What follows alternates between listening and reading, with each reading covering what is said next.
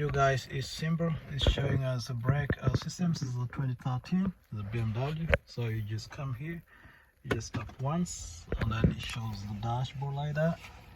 And then, guys, you just you use this one right here. You keep tapping it until you see it down there, and it just shows you the mileage, just like that. And once it does that, guys, you come to the corner right here. We long press it. You see it comes 00. You keep pressing it, and then it goes to 9930, and then this one comes up. So like there, guys, if you want to reset the brake fluid, we just press it, and then says reset. We leave it, we press it again, and then said reset in progress. So we can just hold it there.